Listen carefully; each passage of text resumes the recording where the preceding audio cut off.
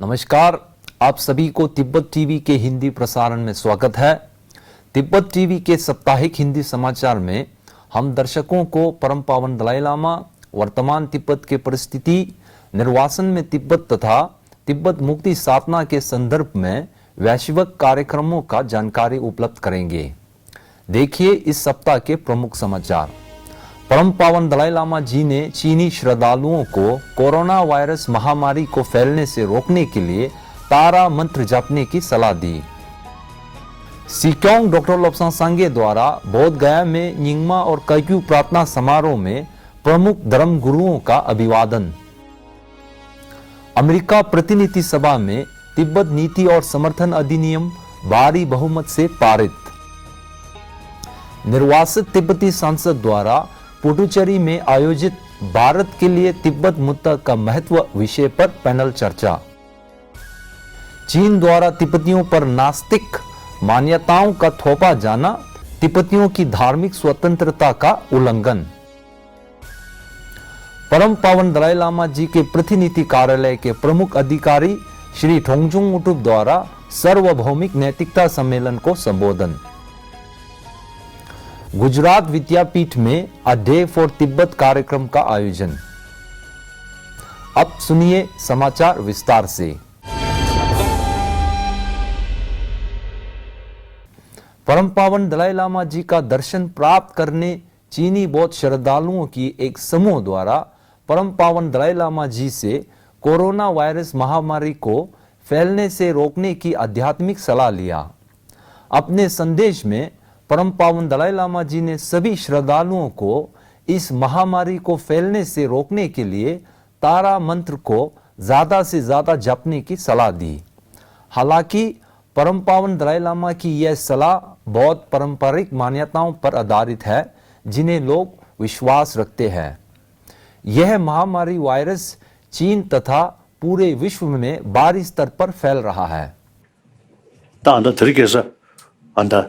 त्याना नयमची लिटुआ चसंगा तंगांजते में त्याना शासना लुजु थाने नंबर लुंबरे वा यानी चरगांजते ता लेजा के 추준 जमानांगे यानी पाली के 추준 जमानांगे तो 냠돌이 और 근데 인데 아주 상말로 투문 타네 यानी 안다 नयम디 파 준비 파다 가서를 파 신뢰하지. 그나도 상에 투몽도는 말람 잡나. 엔다 지 낭주기 대화영에 아니 지금 송아 장아진들이야. 그게 공시 여자부터 제가 드라마 송아 장고리신 셰티유. 디 지금 내 나서 마요야 진들라 밴데 개발요리. 제가 아니 들이대 지나서 나리야. 그냥 지금 송아 장아로인데 대토나요나 오문따레 도르 소하사게 드라마 송아지 청기는 팽그리 엔다 한다 들이대기 한송은 아주대 민용시지어리 자 그게 가다 사딩 디간라 지 안데 나염데 또 승암자 생에다 몽구치 도가 제사인 상월로리야 아니 개말음 제기요 아니 안데 생각하고 나신기 지기 सुंगा तोना यही ना ट्रमे सुंगा चाना यागुरी। इस समय परम पावन दलाई लामा जी का श्रद्धालुओं के लिए दर्शन का अस्थायी रूप से स्थापित किया गया है। केंद्रीय तिब्बती प्रशासन के सिक्योंग डॉक्टर लोब्सांग सांगे और चीफ विजिलेंस ऑफिसर श्री केतोर उकासांग ने अपने बौद्ध गया की आधिकारिक यात्रा के दौरान निंगमा और कग्यू प्रार्थना समारोह के प्रमुख धर्म गुरुओं से मुलाकात की और उनसे आशीर्वाद ग्रहण किया। यह वार्षिक निंगमा मेलम छेन्मो, जिसे विश्व शांति समारोह भी कहा जाता है, एक पवित्र उत्सव है जिसे तिब्बती कैलेंडर के दिसंबर महीने की शुरुआत में आयोजित किया जाता है। इस वर्ष का यह समारोह 31वें निंगमा मेलम छेन्मो है, जहां 242 मठों के भिक्षुओं, भिक्षुणियों तथा योगियों सहित विश्व भर के 10,000 से अधिक श्रद्धालुओं ने भाग लिया।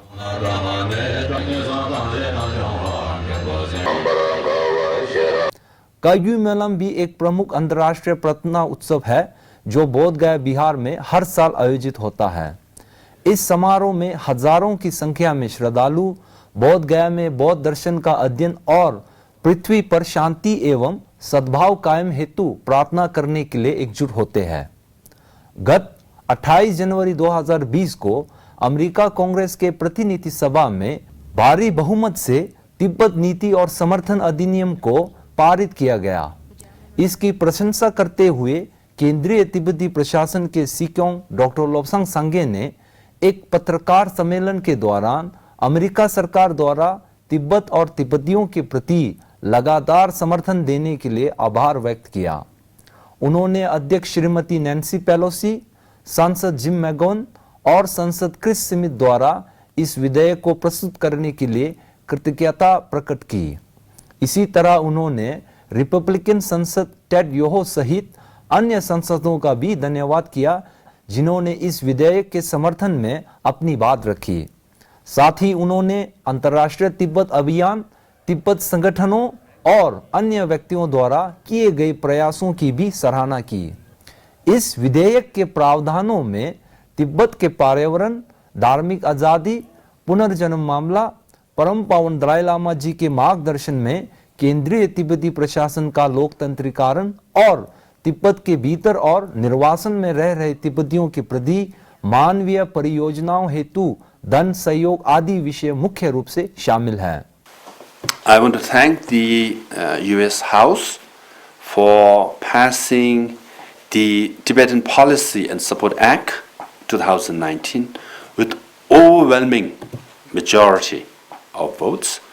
This sends a very strong message to the Chinese government that the support for Tibet in America is as strong as it used to be in 2002 when the first Tibetan Policy Act was passed.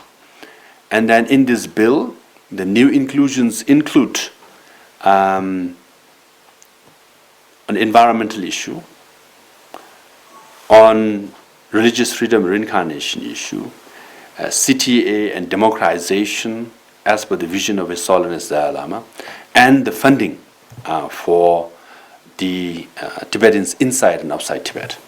So it becomes a law.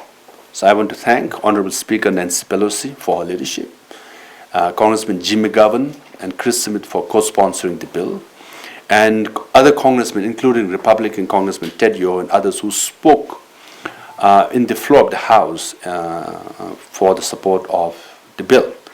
So it's a law. निर्वासित तिब्बती सांसद और श्री अरविंद्र शिक्षण संस्थान के संयुक्त तत्वाधान में भारत के लिए तिब्बत मुद्दा का महत्व विषय पर श्री अरविंद्र इंजीनियरिंग महाविद्यालय पुडुचेरी में पैनल चर्चा का आयोजन किया गया था। इस पैनल चर्चा में अनेक भारतीय तथा तिब्बती विद्वान, शोधकर्ता, प्रोफेसर, महाविद्यालय के विद्यार्थियों, पत्रकार, सामाजिक कार्यकर्ता तथा जनप्रतिनिधि शामिल थे।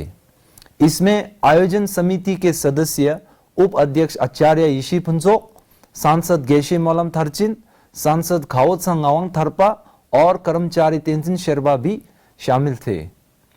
तिब्बत और चीन पर विशेषज्ञ श्री क्लॉथ आरपी के अध्यक्षता में पैनल चर्चा के मुख्य वक्ता में भारतीय सेना के पूर्व उप प्रमुख lieutenant general NS Malik, Andhra Pradesh रसायन विज्ञान स्कूल के पूर्व निदेशक प्रोफेसर जीएस मूर्ति तथा तिब्बत नीति संस्थान के शोधकर्ता श्री टेम्पा ग्याल्सन जाम्बला शामिल थे।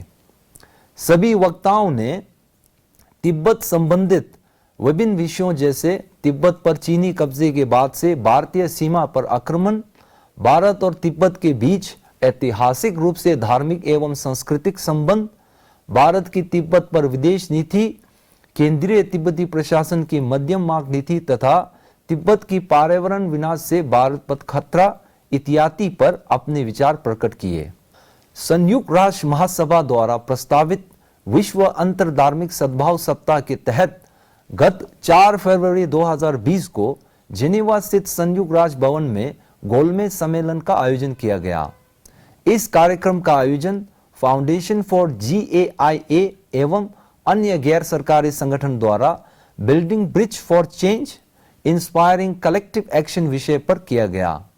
जेनेवा तिब्बत कार्यालय के कर्मचारी सुश्री ठिनले छुकी ने धार्मिक स्वतंत्रता के महत्व पर कहा कि धर्म की स्वतंत्रता का अधिकार मानवाधिकारों के सार्वभौमिक घोषणा में सबसे महत्वपूर्ण अधिकारों में से एक रहा है। यह धर्म या विश्वास का अभ्यास करने के अधिकार की सुरक्षा करता है। साथ ही यह विविधता, समानता, सहिष्णुता और सद्भाव का भी समर्थन करता है।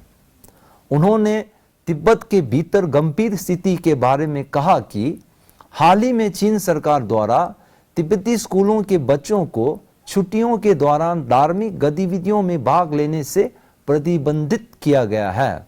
साथ ही बुजुर्ग सेवानिवृत्त तिब्बतियों को पवित्र मंदिरों की परिक्रमा करने से प्रतिबंध किया गया है। नई दिल्ली स्थित तिब्बती कल्याण कार्यालय और तिब्बत हाउस के संयुक्त तत्वाधान में 21वीं सदी में सार्वभौमिक नैतिकता एक सामान्य समझ की ओर विषय पर 2 दिवसीय सम्मेलन का सम्मेलन तिब्बती बस्ती में आयोजित किया गया था। इस सम्मेलन में विश्वविद्यालय एवं महाविद्यालय के 150 से अधिक विद्यार्थी ने भाग लिया। सम्मेलन के उद्घाटन संबोधन में प्रतिनिधि श्री ngutuk थोंगचुंग ने सार्वभौमिक नैतिकता के वैश्विक महत्व पर जोर देते हुए कहा कि भले ही कोई धर्म को मानते हो या नहीं, लेकिन आंतरिक मूल्यों जैसे प्रेम और करुणा का महत्व सभी को भाता है। उन्होंने परम पावन दलाई लामा जी का उल्लेख करते हुए कहा कि हमें युद्ध और हिंसा के भरपूर रही 20वीं सदी के विपरीत 21वीं सदी में शांति और सद्भाव का वातावरण मजबूत करना चाहिए। इसे प्राप्त करने के लिए हमें शिक्षा के माध्यम से लोगों की सोच को मौलिक रूप से बदलना होगा। Core group for Tibetan cause के क्षेत्रीय संयोजक श्री महेंद्र संगपाल के अध्यक्षता में गुजरात विद्यापीठ के MD देसाई कॉलेज में अ डे फॉर तिब्बत कार्यक्रम का आयोजन गत 3 फरवरी को किया गया। इस कार्यक्रम में विश्वविद्यालय तथा अन्य शिक्षण संस्थानों के विद्यार्थी, शिक्षक, विद्वान, पत्रकार, सामाजिक कार्यकर्ता तथा तिब्बती स्वेटर विक्रेता संघ के प्रतिनिधियों ने भाग लिया। अपने उद्घाटन संबोधन में श्री महेंद्र संगपाल ने कहा कि तिब्बती लोगों ने परम पावन दलाई लामा जी के मार्गदर्शन में तिब्बत मुक्ति साधना के समाधान हेतु महात्मा गांधी के अहिंसा के सिद्धांत को अपनाया है। उन्होंने उपस्थित छात्रों को भारत और तिब्बत के ऐतिहासिक संबंध पर शोध करने की सलाह दी।